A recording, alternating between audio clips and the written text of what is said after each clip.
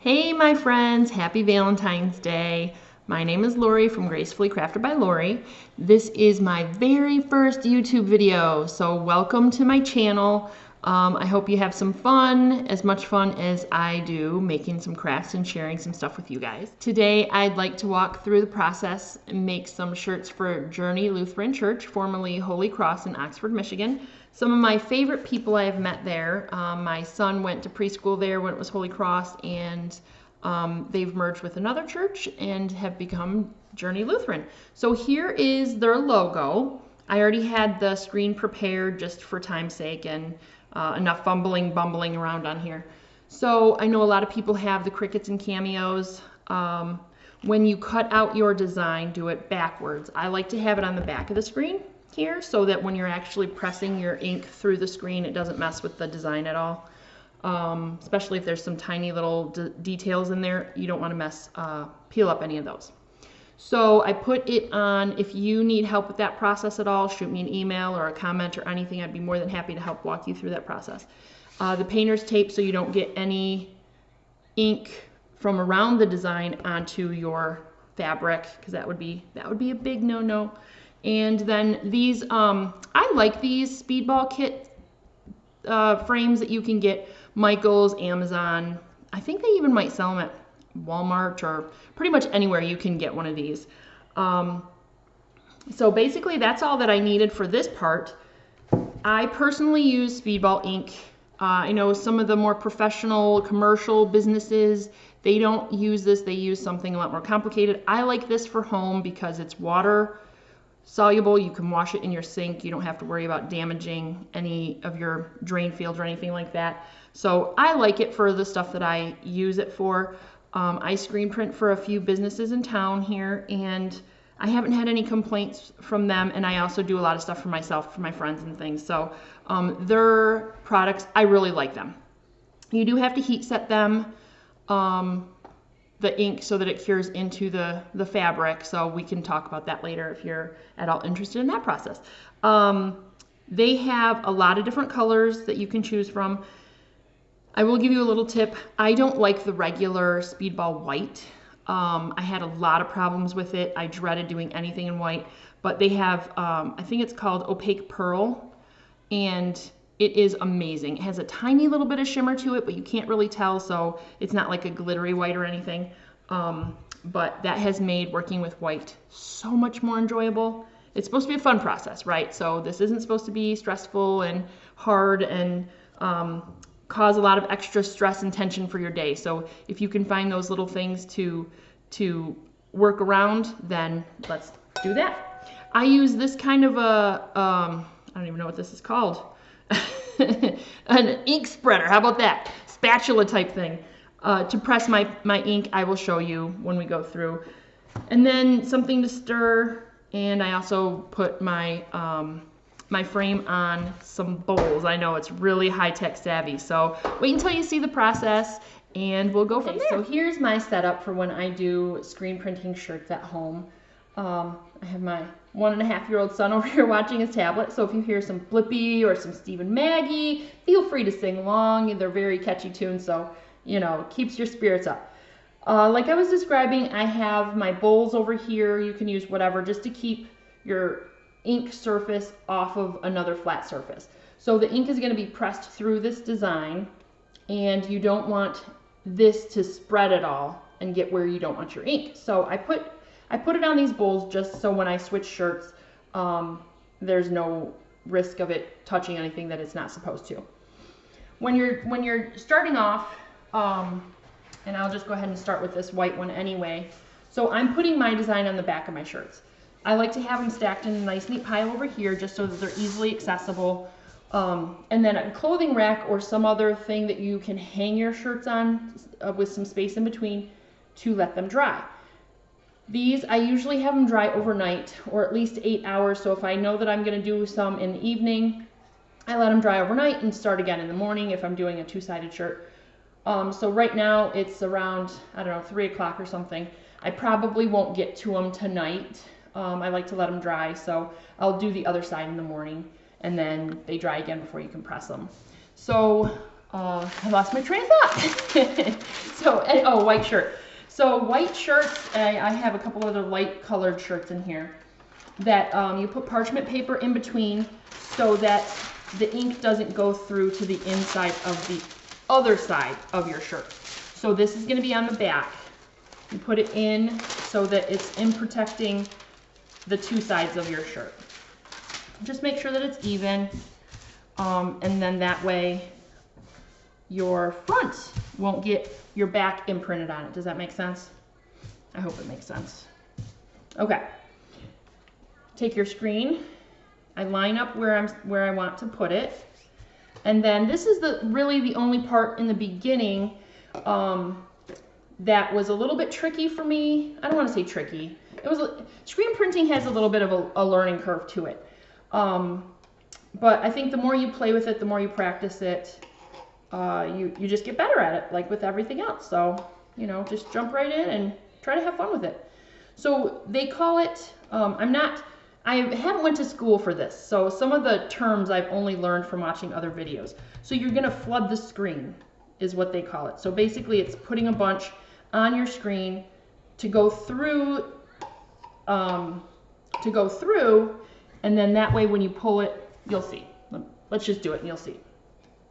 So I take this is when you flood your screen. You're basically just putting your ink all over your design, but not necessarily, I'm not concerned with making sure that it gets to my shirt just yet, because this helps lay the foundation for your other shirts to come.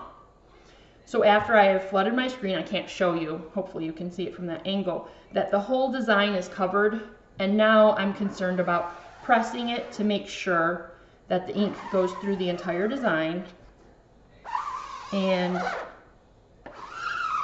there's going to be enough ink that shows up. This part my husband sometimes helps with depending on the design. I pull it up slowly so that it doesn't jerk the fabric around, lay my screen down, and then I can show you the final shirt. So before I lift up, I put it on a hanger and then hang it on my clothing rack. That was just to show you.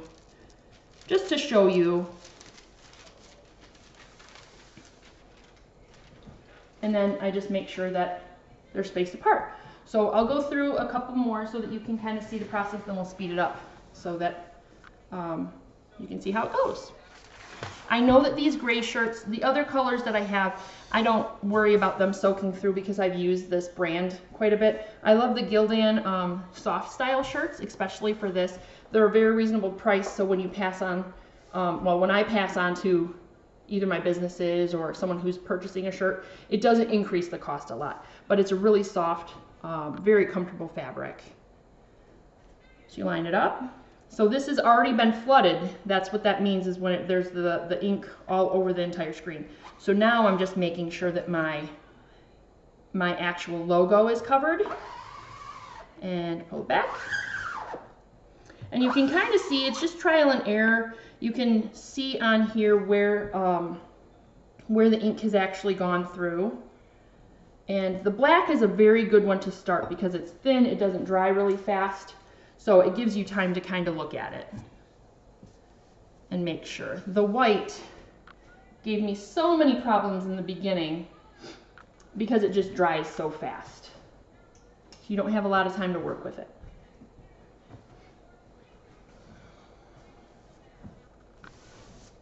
I like to do a lot of my stuff after my kids go to bed. So I have 1.5-year-old Luke, who's here with me now, and a 6.5-year-old Scott. He's with Grammy and Bumpa right now, enjoying a Valentine's Day celebration, I'm sure. They spoil us all so much. But I'm sure he is having a ton of fun, unlimited screen time over at Grammy and Bumpa's house.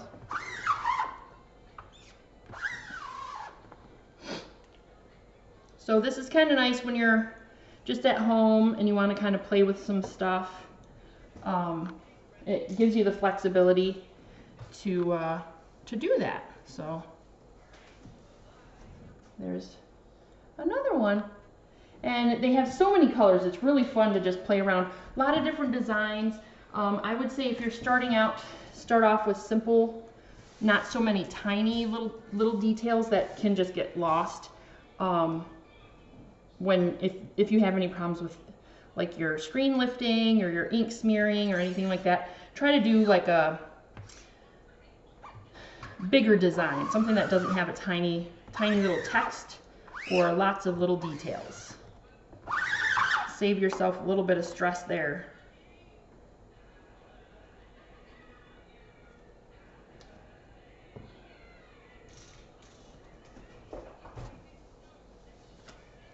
And once you get your process down, it's just kind of, you know, I don't think that unless you're doing businesses or trying to do a large amount, like for a family reunion or something like that, you probably don't have to go through the extent of having the whole setup with the clothing rack and all that. For me, it works really well. I've had them hanging all over every single doorknob and cabinet and the curtain rods, everything in my house. So it's been a good investment for me to have just a little clothing rack I can put in the basement when I'm not using it. But unless, like I said, unless you're doing a bunch of them, you don't need all of the extra stuff around. And thankfully these ones have been going really smooth, even though I'm super nervous doing this video. But I want you to know that mistakes happen. And in the words of my favorite guy, Bob Ross, they're happy accidents, right? So it's all about learning and figuring it out, just playing with the process, figuring out what you can do and what you need to improve on.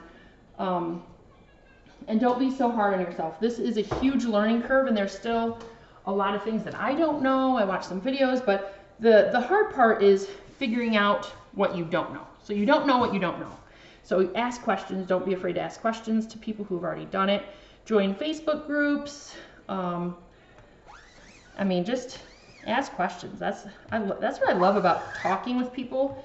And what COVID has kind of messed up for me is that I don't get to chat with people. And I miss that aspect of life. I have my kids, and that's about it. So I'm going a little bit crazy. So some of the videos, they can be so complicated, and especially if you're just doing it for fun or starting out, terminology can just be very overwhelming. At least it can be for me. So it's hard to, the point of that is my rambling. The point of that is it's hard to look up what questions to ask. And I don't know about you guys, but sometimes it's hard to just watch such a long video and hope that they're answering your question in it. So it's just about playing around and kind of scrolling through, reading a lot of articles, asking questions, joining forums, groups like that. My ink's getting a little bit low. I know that I won't be able to make it through another shirt, so you just put more on. I know that how I do it, I put my logo more towards the top of the screen because I like to have all my ink at the bottom. So I gave myself a little extra room there. I can try to show you the next time I lift up the screen. And then we'll speed this little process up here so that you can see all of them through the end.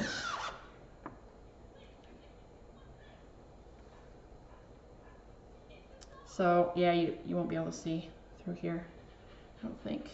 Yeah, I leave extra room down here because that's where my ink lives, in between each shirt.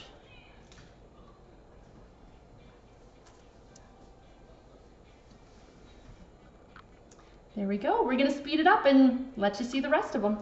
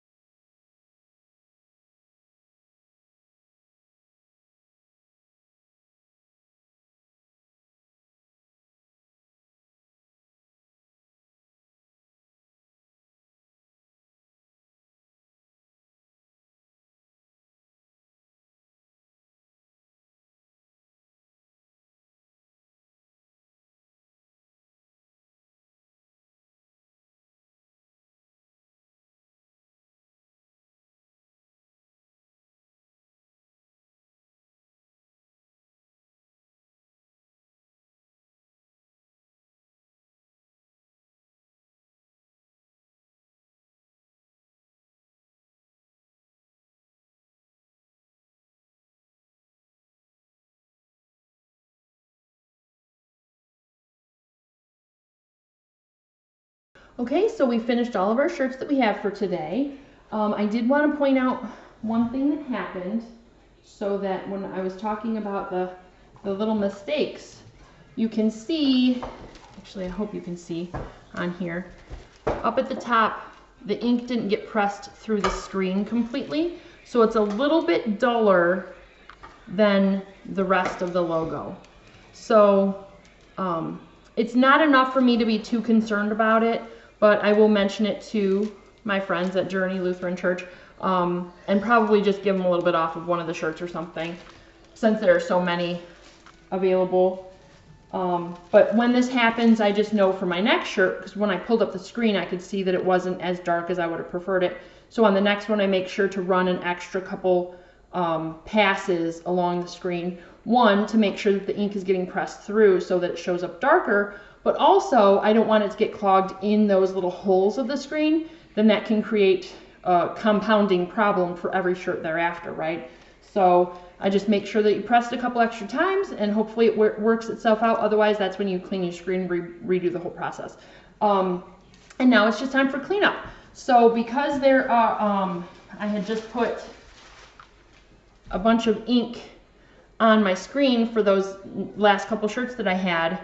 This, because I'm not mixing anything, we actually can just scoop it back into the jar and save it. So there's nothing wrong with saving as much product as you can. It adds up for sure. And then I just take the rest of this to my utilities sink, spray it all out, wash it with a little bit of soap, just to make sure that it gets all the residue off, and good to go. So thank you so much for joining me, and I hope that you learned something from this. Join me for another video sometime, and check out my website, gracefullycraftedbylori.com.